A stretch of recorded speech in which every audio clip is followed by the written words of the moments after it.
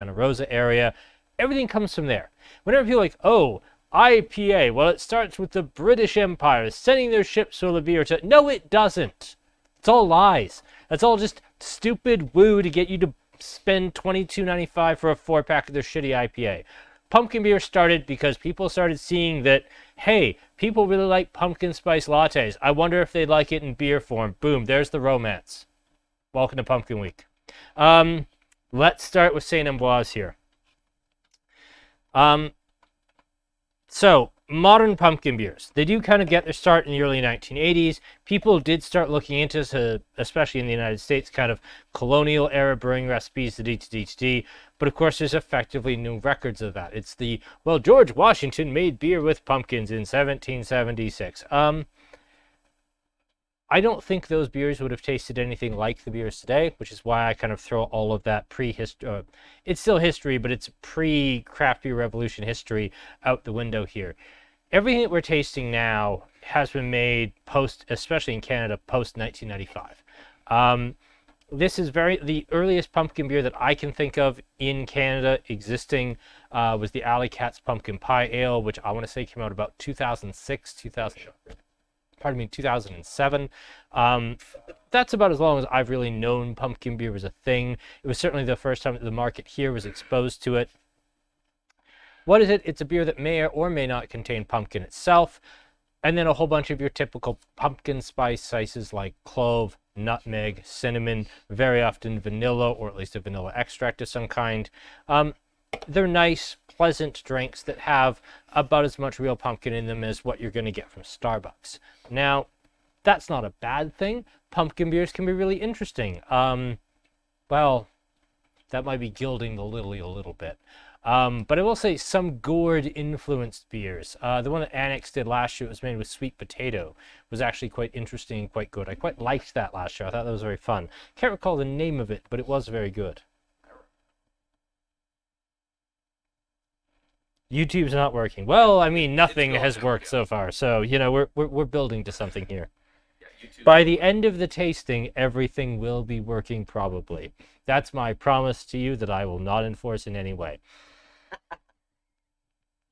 Now, on the nose, this is pretty right down the middle. Like you get clove, you get nutmeg, you get a little bit of cinnamon. I'd even go so far as to say this has like a nice, creamy, nutty sweetness right in the middle that I would say kind of tastes like pumpkin. But the thing is, and sorry, that came off very dismissive because both of you laughed. The point is a lot of the pumpkin spiced beers, the pumpkin beers, don't contain pumpkin because pumpkin's really, really hard to brew with because it's very starchy. It can be very slimy. When you're just trying to mash and lauter the beer, it can gum everything up. You have to put in like 5 giant garbage bags full of rice hulls just to unstick the mash enough and give it some room for like liquid to flow through. Pumpkin's no fun to brew with because you're not just throwing in whole jack-o'-lanterns, you know, into the brew. Like you're shredding the pumpkins down and then putting them through like a starch conversion process to extract, yes, flavor, but also sugars out of those pumpkins, which, you know, they are currently in pumpkin form, not as raw sugars, so they're contained as complex starches that therefore require conversion. And all of that results in basically pumpkin goo, as all of these complex starches, which are also what's giving the pumpkin its structural integrity, break down into simple sugars, and basically the pumpkin turns into really nasty pumpkin pudding as you're mashing it in. And that creates a lot of unique challenges for the breweries, where I find about 50-50 split. Some breweries do brew with pumpkin, some breweries don't. They just use the typical pumpkin pie spices. And I would posit that if you're a very careful brewer, the final product and the final beer drinker can't always tell the difference. I don't think that's a bad thing, and I don't think that's really cheating. I'm just going to check if this actually does say. Type pumpkin ale. Thanks.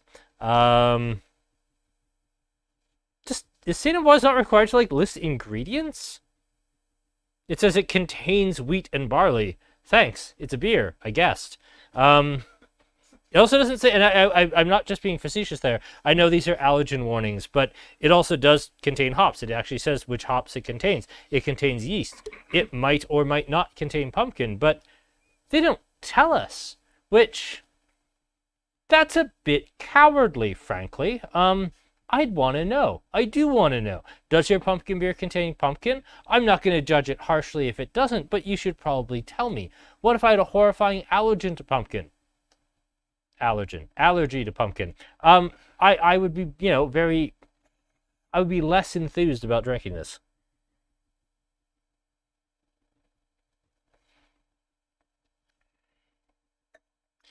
And yeah, this is fine. Is it the best pumpkin beer I've ever had? No, it finishes a little tiny bit like oddly dry at the end. I kind of expected this would have a little bit more brightness, a little bit more life. I find it finishes just a little bit oddly sour or tart, which I don't love. The spices are right there. If there's a pumpkin characteristic, it's kind of lost underneath the spice, but then so is pumpkin pie. This is fine. It does the job. I can't really be mad at it. It's in the genre.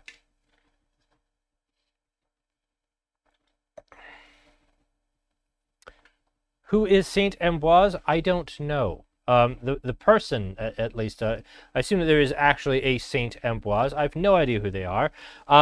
Who are they? They're McCausland's Brewing. They're based out of Quebec. They've been around for longer than any brewery in Alberta, I'm pretty sure. Like, McCausland's has been making beer that we could buy for as long as I've been in the business, and I've been in since 2000. They're a good, respectable, right down the middle Quebec brewery that in Quebec is kind of seen like how Alley Cat is here, where they make like really good beer, but they've been around forever and they're never like right on the cutting edge. Like, you'd never see Saint Ambroise make something like Jamrock or like Chroma IPA from Cabin. That's not their thing. And they certainly will make a hazy IPA or they'll make a kettle sour, but it's never quite as cutting edge or as exciting as maybe some of the more contemporary breweries. But I mean, Saint Ambroise, I think, is maybe a cut ahead of Unibrew. They make really nice beer. Is it always the most exciting? No, but I think there's a ton of time for like a good old-fashioned brewery from Quebec anytime. I think that I have no axe to grind with Saint Ambroise, except with their maple ale. Their maple ale tastes really fake to me. I don't like it.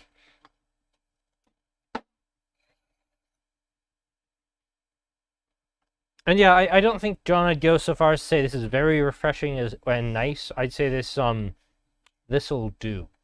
But that's more a comment on the style than the job that Saint Ambroise did making this style. This could be much worse than it is.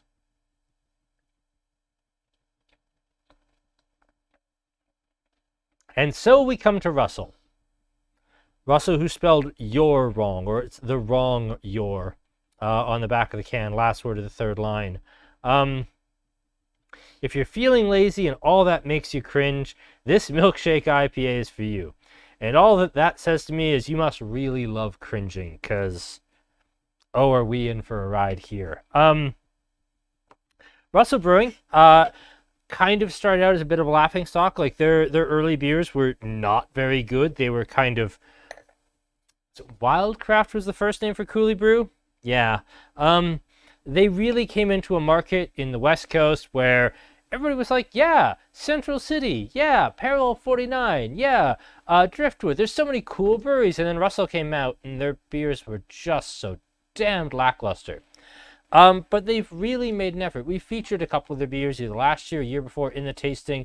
They've made a concerted effort to get back in the market, be relevant, make better beer, and I applaud that. I mean, I know I give Big Rock a lot of shit, but you know what? If Big Rock actually turned around and started like making a real effort to make better beer, I'd be skeptical at first, but I think I'd try to embrace it. Just like if Tim Hortons started making edible food. I will applaud them for this effort. It's supposed to be a pumpkin pie Milkshake IPA.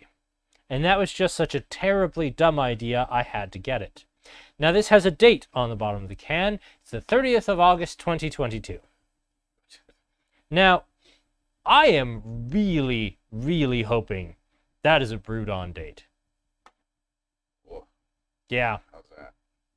You're dripping on your monitor, Aaron. Yeah. Hell with it. Well done, Aaron. I'm really hoping that's a brewed on date. I think that with this new management at Russel, that's probably is a brewed on date, because with how they're going to they're going into the market to reclaim kind of some legitimacy back, I can't see them having a 7 or 8 or 9 or 10 month expiration date on their pumpkin IPA, such that a beer brewed last September would be expiring the August of the next year. I hope that's not the case.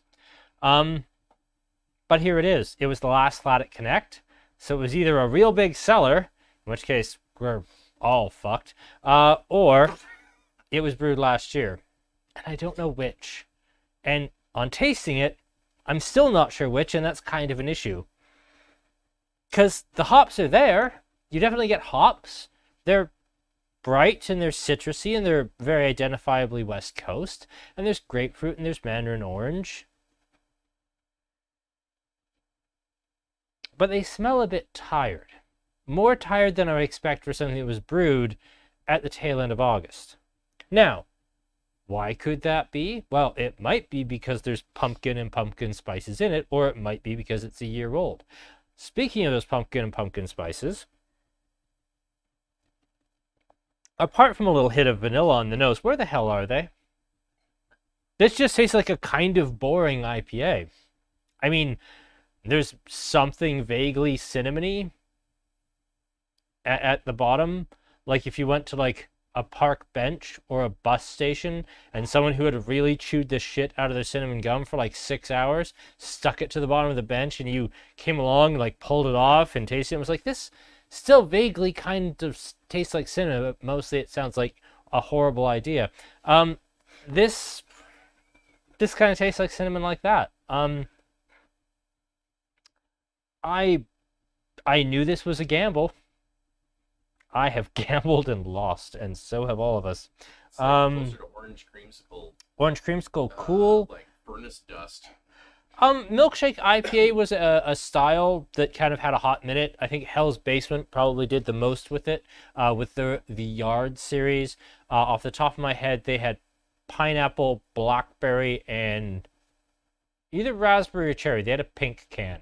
Purple was blackberry, yellow was pineapple, and I can't remember which fruit pink was. Some sort of berry.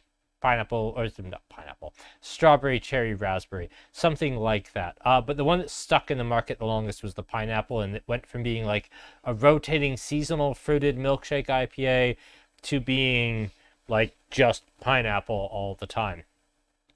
Milkshake IPAs, the idea was, well, here's an IPA, we're going to put some fruit in it, and then we're going to add a whole bunch of lactose back. Now, if that kind of sounds like a slightly oversweet New England IPA, that's kind of why we don't have milkshake IPAs. Is New England IPA, when it came in and it took off, it kind of took the milkshake IPA and said, well, we're already doing like 90% of that and our beers taste better. And they just kind of took that market away. So milkshake IPAs are, I won't say they're a dead style, but they're kind of a style without a raison d'etre. They don't have a reason to exist anymore, because New England IPAs usually already include lactose, and they usually taste better than most milkshake IPAs. Milkshake IPAs were neat in the sense that they were hazy, and they were kind of starting with a West Coast style base recipe, adding lactose, adding some sweetness, making them hazy. They were like baby steps towards what New England IPA. But here we are in the year 2022, and someone's made a pumpkin pie milkshake IPA, and the only question I can ask is, why? But here we are.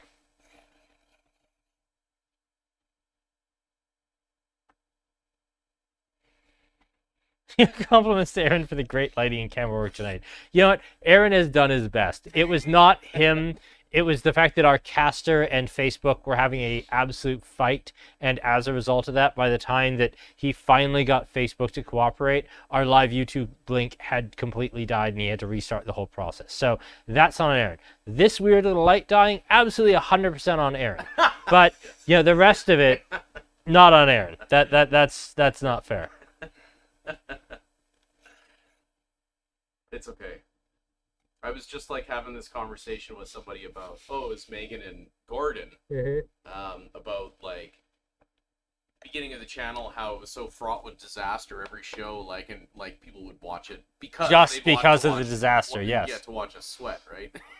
So it'd be boring if like If everything it's works, boring yeah. without like stuff like falling apart. Exactly. Or you kicking the camera, which is the live camera. There we go, right? There you go. There we go. Let me do a little more of that.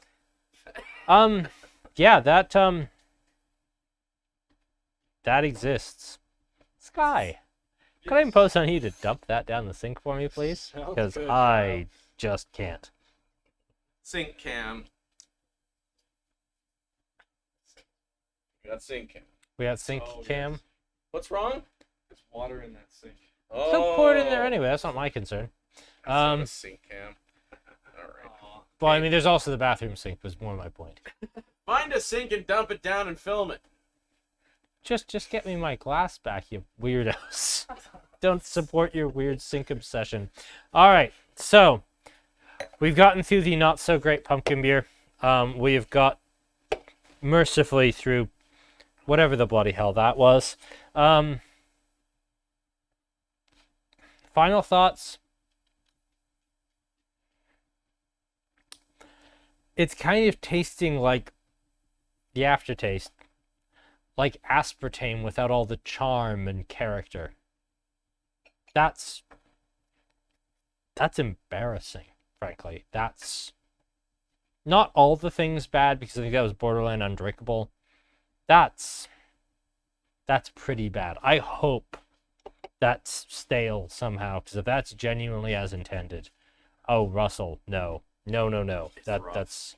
That's really rough. Ruffle spewing. Okay, so Howe Sound Pumpkineater. So congratulations to Howe Sound on having really cool packaging. You sure tried those 1 liter resealable bottles for several years past the point where it was very clear that wasn't going to work, and you couldn't just sell them as refillable growlers, because most bars that filled growlers were like, well, no, a growler is 1.89 liters. This is a liter. Like, you don't just... It was stupid. You don't just get it for half price. Howe Sound. Cool brewery. Like their stuff by and large. Never liked their IPAs, but I've always had time for like their rail ale nut brown and their barley wine, and their stouts have always been quite good. And you know what?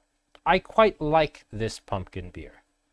Yeah, it's pretty good. As much as I'm capable of liking a pumpkin beer, this does all the things it's supposed to. Now, is it something I would really want, you know, a 6-pack of? God, no. But it tastes like caramel and pumpkin and cinnamon and spice and clove and nutmeg and vanilla and ginger, and I'm getting all of it. I'm even getting kind of like a neat toffee molasses thing way down. This is a nice beer. This is balanced, it's rich, and I think the big difference between this and the Saint Ambroise is not how it's spiced. I don't think there's a desperately appreciable difference between what Howe Sound is doing and what Saint Ambroise is doing in terms of the spicing. I just think that the base beer, what's going in terms of barley malt and hops, I think it's a better base beer that they're starting with. So when they add other things, it's making the entire experience better. I think this is a base beer, not a spicing question. That's really nice. And yes, this one happily does actually tell you it includes pumpkin. So, and it is...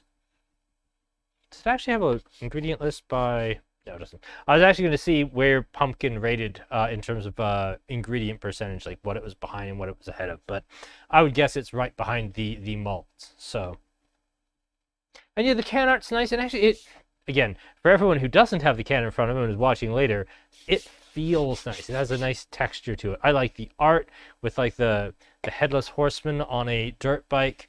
I didn't notice the. Yeah, it looks rad. Like, it's a nice can, and it like, touch it. It feels nice. Like, Oh yeah. it has like a nice tactile sensation. It's a nice package. I like this. Nice work, Howe Sound.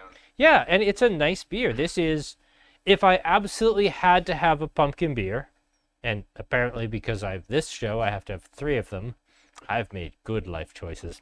That's not bad. That's not bad at all. I fully respect that. I would actually, if I had to have a can of any of these three, I would have a can of that without a second thought. That would be the one I would pick.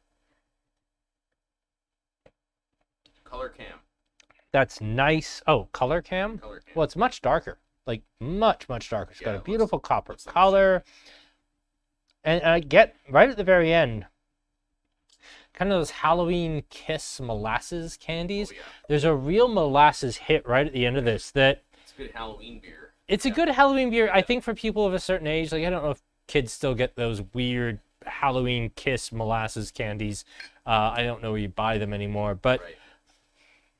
I kind of feel like this is Halloweeny in that molasses hit for me, because it reminds me of the horrible candy that was always left at the very bottom of my pillowcase in the back of my closet that my parents made me throw away the day before the next Halloween. That's full of like rockets and Heaviest. this and the people who gave me like sesame snaps. What sort of weird sadist gives kids sesame snaps?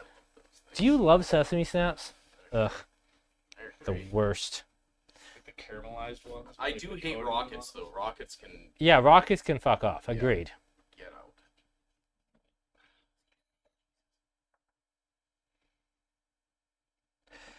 And yeah, I think you're right. With the exception of the Russel, which, what the hell?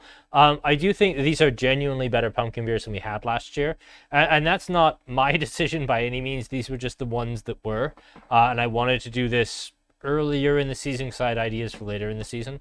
Yeah, I think that these two are better than the pumpkin beers we tasted last year. I think they're much nicer. So, except for, yes, the Annex. The Annex sweet potato was better than any of these, but it's also an Annex, so I kind of expect that. Although I would love to try this against that Annex, because I think they're actually very similar beers.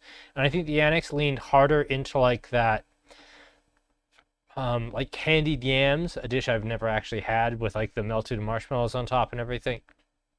Whereas I think this leans a little harder Halloween, so... A Thanksgiving themed pumpkin beer versus a Halloween that's maybe digging too much into it. Fair enough. Yeah. It's very much digging too much into it. Fair enough. But yeah, I think these are quite, this is actually quite Oh. nice. You didn't Oh. die. We haven't died yet.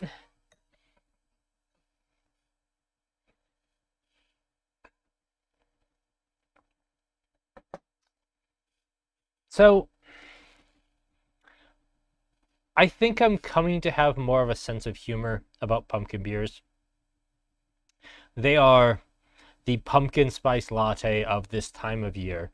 I know New England IPA is basically just, you know, hipster dude pumpkin spice latte, and it's a joke we make fairly often on this channel, but I do think that pumpkin beers have a place in the world. I think they're a fun seasonal thing. I sure as hell don't want them year round. I don't want them showing up on my shelves in August, Canadian Tire, when you're not even done selling like grass seed and you've got your Halloween decorations out. I saw you 2 weeks ago putting your Christmas decorations out in September. Don't think you can hide from me.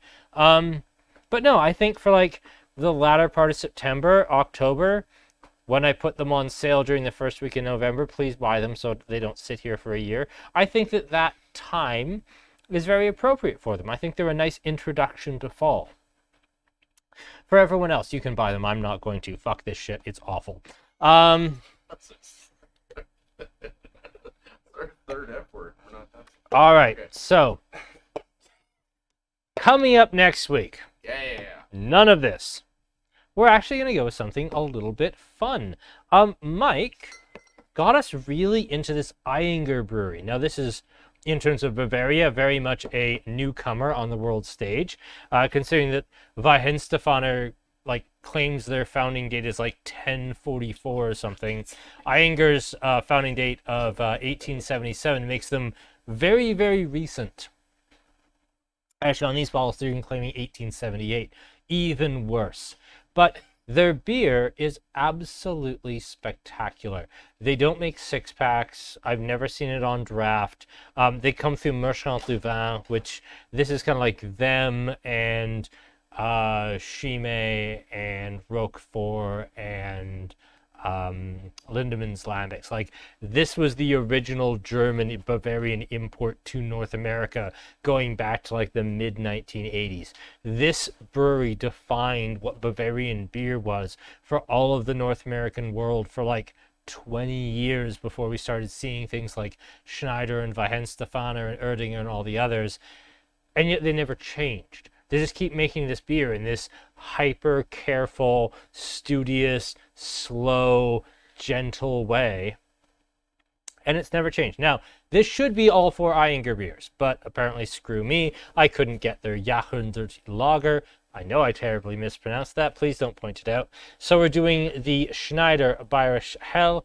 We're going to do the Eyinger Brauweiss, the no, that's not the Alt. That's the Weizenbach. That's the Alt Dunkel.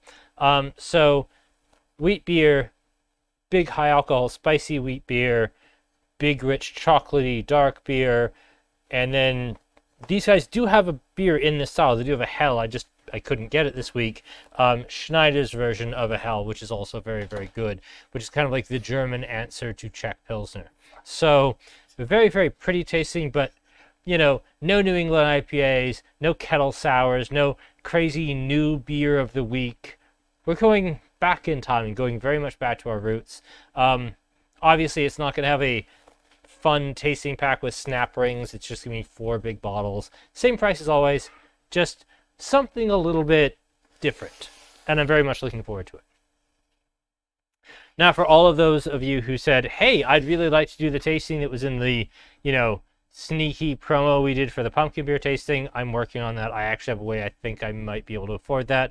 Failing that, it'll just be $25 because Orval is like $8 or $9 on its own. Orval's not cheap anymore. Orval's bloody expensive. So we are working on that, basically by just trying to get some money out of Orval to make it work. All right, Annex Faint Praise. Now this is Annex's new New England IPA. It is made with Phantasm. This is their second beer with Phantasm. I tried looking up what the name was of their first one. It was part of the most recent anniversary series where it had like that sour with nickel that had, or yeah, it was a sour with nickel that had like red wine must in it. They had that crazy beer with 33 Acres that had hot peppers in it. And then they had a IPA with Phantasm. It was a collab with somebody who I can't remember, and that was their first beer with Phantasm. This is their first solo beer with Phantasm, and I think it's absolutely rock star. Phantasm, of course, is the freeze-dried New Zealand Sauvignon Blanc grape skins that's supposed to give you thiols or thiols. And it's supposed to encourage like wine-like aromas, delicate, pretty grapefruit, gooseberry, lime, tangerine into mandarin orange aromas. And I think they do that very well. Like, this is identifiably a Phantasm beer because of just how ridiculously tropical it is. Obviously not going to age like a hill of beans. It's going to be absolute rot gut in 2 months. But right this second, I don't know if there's another IPA I'd rather be drinking in the store.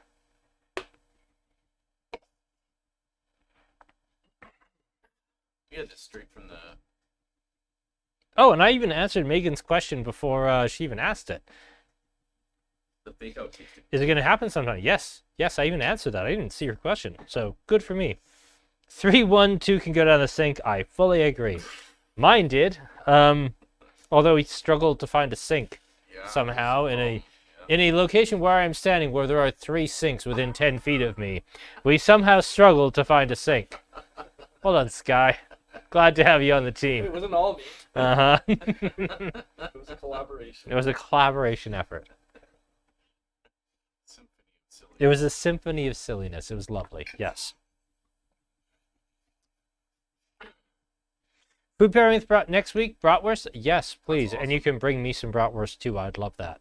Maybe the jerks next door get on board with a special of some kind. I'm making work for you. You are making so much extra work for me. I will admit, like, next door at the Wooden Shoe, they do have really good German sausage. Like, sure I do. love their Weisswurst. And they also have really, really good, like, grainy mustard as well from Germany that's Yeah. usually not expired. It's very, very good. And mustard doesn't expire. But it's very good over there. And I actually might... Yeah, it'd be fun. We could... We have some very limited cooking facilities here. We could make some bratwurst for ourselves next week. What, like, tube it? Like, bring in raw ingredients and, Well, like... no, like oh. we have a microwave Yeah. and we have a slow cooker like crock pot. But if I went and got some like Weisswurst next door and I put it in the crock pot in the morning and I poured some Bavarian beer on it and I put an onion in there, Sure. it'd be dinner by the time we started. Man, I'm so in. Oh, I agree. Yeah. All right. That's We'll see what next week holds. Okay. Let's talk about the beer in our glasses Everybody here. submit your bratwurst, decisions, recipes for the beer tasting next week. Man, now I just want a bratwurst like now. Totally. Like people are putting in rankings that just exclude two. So, yeah, I'm not going to exclude it because that's what was in our glasses. 3-1-2, and I think that's going to be a lot of people's opinion. This, you know what? That's pretty rockstar. That's a really nice hazy IPA. Does it fit with anything else we're talking about? No. But I'm really glad that's going to be on my palate for the rest of the night, not That was this. the point, yeah. It was kind of the point. It was the mint at the end of the heavy meal. Yes. After 8.